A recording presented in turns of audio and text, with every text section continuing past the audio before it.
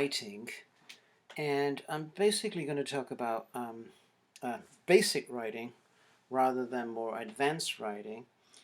And when I make this distinction between basic writing and more advanced writing, I'm favoring a particular approach which has been called the product or genre approach to writing, as opposed to the process approach. We're going to have to take both approaches, but in regards to beginning and intermediate stages of second language learning, basic writing, more control writing, is perhaps the most useful type of writing to do.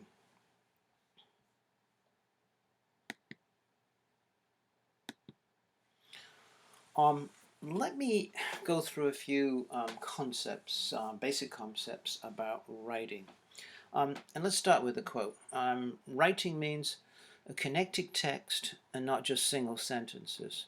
That writers write for a purpose and a reader, and that the process of writing is a valuable learning tool. That kind of says a lot. I'm going to try and unpack most of the things that Rames says there. Firstly, when I talk about writing, I'm referring to writing as discourse, not writing as a series of sentences. Have a look at these three sentences. There's a tree on the right of the house. On the right of the house there is a tree. A tree is on the right of the house. Okay? Three different sentences, but when we begin to put them together in a piece of discourse, we notice that only one of those particular sentence forms actually fits the particular piece of discourse. So you can't miss our house. On the right of the house there's a tree. It's a Japanese ginkgo. Next to the tree there's a double garage. It's painted bright. So on the right of the house, okay, there is a tree, is the preferred form there in this particular discourse. It's what's called topic development. We're developing from the house to the tree, and then we're going from the Japanese ginkgo to the double garage. So this particular form of the sentence fits the discourse. So discourse is what we're aiming at, not just sentences, although individual sentences are a stage to writing discourse. I'm basically making the same distinction here between sentences and discourse when I distinguish between composing and writing. So composing is the act of making up correct sentences and transmitting them through the visual medium as marks on paper. Sentence pattern drills usually practice this particular skill of composing sentences. And of course it's an essential skill, but the ultimate end is discourse. Second, while composing is a part of writing, it's not the whole of writing. Writing involves creating a piece of discourse which has a meaning as a whole. So composing is one element in writing which helps us transform thoughts, ideas, into written linguistic form, which has a message, and ultimately we compose with the aim of creating discourse. I think I've mentioned this distinction before, but when we talk about speaking and writing, what is also important is to talk about not just the medium of speaking and the medium of writing, but the notion of planned and unplanned language production. We can have planned speaking in the form of a lecture, which may very much be very similar to the written mode in terms, say, of a scientific article. And similarly, the spoken mode of which is unplanned in terms of conversation, the kind of language we use there may be very similar to, say, an email or a text, which again is not really planned. So it tends to seem, although it's a written form, it tends to come out as being spoken. So When we're talking about writing, basically, although of course planned and unplanned writing are important, in second language learning we're probably going to favor those particular type of writing which requires planning. Another element to distinguish from writing as discourse is writing as a pedagogical tool. Clearly, we do a lot of writing in terms of the tool as a pedagogical tool in a second language class, but that's not the kind of writing as discourse which is what I'm aiming at in terms of materials production. So if we think of writing as a pedagogical tool, we can think of things like as a tool to memory. So we make a list before we go shopping, or we make notes as something to remember before we do a test, for example. It can be an aid to thinking, something where we do a quick write, helps us develop our thoughts. It may be an aid to learning by seeing the written form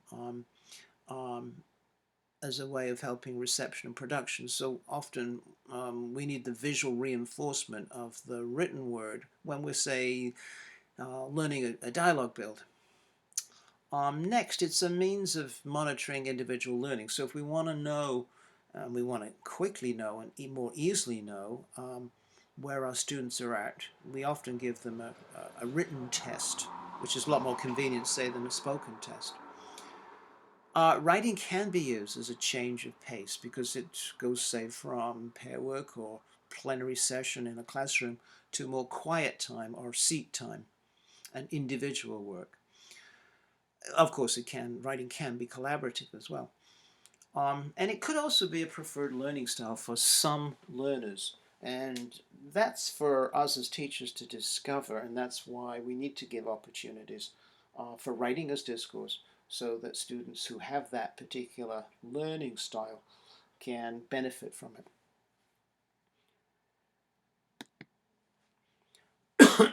Okay, when we talk about writing, we tend to make this basic distinction between writing as a product, or more recently, writing as genre, and writing as a process. As I said before, I'm far more interested in writing as a product as a genre because I think it has a lot more importance to beginning and intermediate language learning than process writing, although I'm going to make the case that both should be happening at the same time.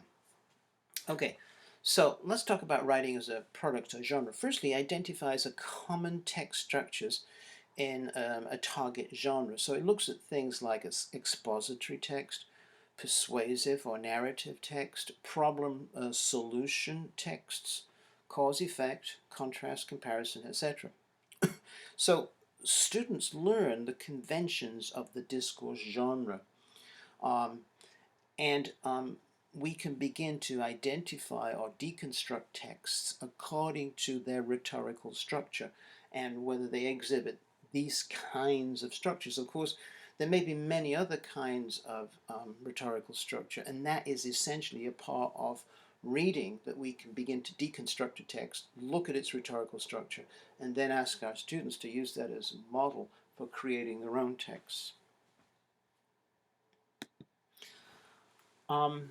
Next, what we often do in this particular approach is we construct or choose model texts which best illustrate the rhetorical patterns and grammatical rules that writers should use in their own writing.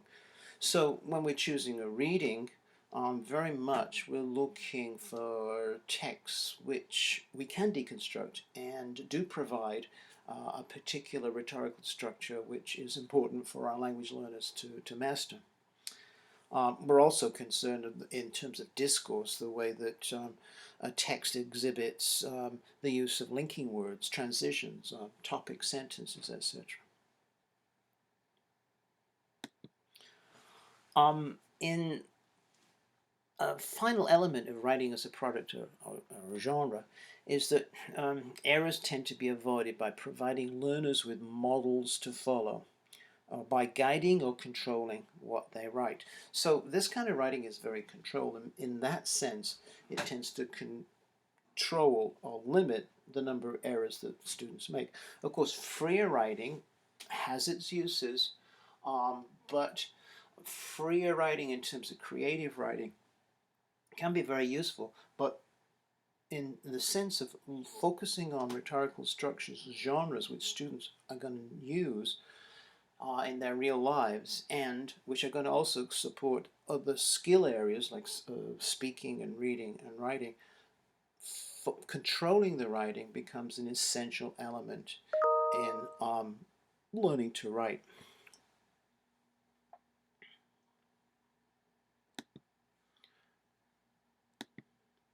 Okay, I'm going to go through a couple of examples of what I mean here. And these both examples are showing you how writing can flow, firstly from a listening, the first example, and in the second example, the first skill area is a reading. So from the listening and from the reading, we can go on to a writing task. The listening provides the model, and the reading provides the model for a controlled, guided writing. So if you remember in the lecture about listening, and in that folder there, you will have an example of 3 people talking about cities in California. And I filled in the notes for the person talking about Los Angeles. So I've got a graphic organizer. We can look at the notes for location, things to do, weather, best time to go, things to take, and people. So students will also have made notes for San Diego and San Francisco, but I'm just going to use the notes here for Los Angeles. So this is what we've got. We've done our listening. We've got these notes. Now we're going to go on to a writing. First, we're going to provide a model text. The listening, of course, is a model text, but it's in a listening form. We're going to transform it into a written text. So this is the model text, and the particular task now is to look at the notes. This was Jeff who was speaking about Los Angeles, and fill in the missing information. So from those notes on the previous page, we can begin to fill in the particular blanks. So Los Angeles is located on the west coast of the USA, about 100 miles from the Mexican border. Okay, you get the idea. So we're recycling the language from the listening into building a model text. Next, this is an attempt to deconstruct that text and look at its particular organization and rhetorical structure. So look at the description of Los Angeles, the one we just filled in the blanks of, and decide which sentences and paragraphs talk about the following topics: people, weather, things to take, location, things to do, best time to go. So now we're bringing students' attention to the rhetorical structure, and then of course we're going on to ask students to do some writing. We can help do that, and we can go from writing to speaking with this kind of graphic organizer. We're going to ask students to make notes in the first column about their city, and when you've completed your notes, then you can write a description of your city using the description of Los Angeles as a model. So we've got a model. We've given some planning time to students to make notes themselves, and then they're going to write a text. Notice here we can also combine speaking, because the next part, once everybody's written their particular text, their piece of discourse, then they can exchange the information and go on to a speaking activity. Okay, the next example I'm going to look at is where we start with a reading. And here I've chosen a chapter from Alice in Wonderland. It's when Alice is giving evidence. At this stage, after taking the magic potion to make her small, she's starting to grow, and she's going she's growing bigger and bigger as the trial continues. Um, so here's a report of the particular, and you could think of it as a report of the particular trial. And what I've done is, and most of this is written in direct speech, and I've provided numbers in the text, and the particular activity that I'm going to ask them to do comes a little later. This is the next page of the text. You can see the numbers there, and these refer to all the direct speech. So we're going to do a reported speech activity here, and we're going to start with practicing composing. We're going from sentence construction, which is very controlled practice. So here I've given, and this is essential in this kind of work, is to give examples so students understand the task. So these on the left are the reporting words, and these are the kinds of sentences I want them to use the reporting verb in. So number 4, insist. They look at number 4 in the text, look at the direct speech, and then use the reporting word insist. I think it was the king insisted, etc. Okay, so this is pretty controlled, and then we can go on and make it a little less controlled or semi-controlled, where now they have to choose from the bank the particular reporting word, and then again look at 15, look at the direct speech, and then write report that speech using the appropriate reporting verb. Okay, so that's practicing composing. We're basically on the sentence level, but now we have to go to discourse. So what I've given here the students now is the task of writing a report of the trial, and I've given the first paragraph. So I've taken those sentences that we've used there and put them together in a piece of discourse. So the next witness to be called was Alice. She acknowledged her presence in a voice of great surprise, but as she jumped up, she knocked over the jury box, and all the members of the jury fell out in a tone of great dismay. In a tone of great dismay, she apologized and began putting the jury people back. The king insisted that the trial could not continue until all the jury members were back in their places. But Alice had not noticed that she had put the poor lizard back upside down. She quickly put him back the right way, although she didn't think it made much difference. Okay, now students are now continue. We've given them a guide with all the reporting verbs. They've written all the sentences, and now they're going to try and construct a piece of discourse. Okay, so that is writing as a product or genre. The other kind of approach, of course, is writing as a process, and this is very familiar to you in terms of pre-writing, the kinds of things you do before you write, brainstorming, etc., analyzing, anticipating, adapting to a particular audience, and then the particular writing part, which may involve composing of sentences, doing research, organizing your particular sources, etc. And then 3, of course, which is the most important and something that we need to bring into any kind of genre product writing, is the stage of revising, of editing, proofreading, and evaluating. And often at this stage, a valuable technique is to use peer review. Peer review doesn't always work because students are often unwilling to critique other students' writing, but it's an element we should be thinking of building in to the process of writing that we're going to edit, we're going to proofread our particular writing. Okay, so what I'm looking for in terms of materials is something that comes out of a listening, comes out of a writing, and those listening and writing provides a model text, so it's controlled. We're producing a genre with sets of conventions. There's a rhetorical structure that we deconstruct and show to the students, and then they continue and write a piece of discourse.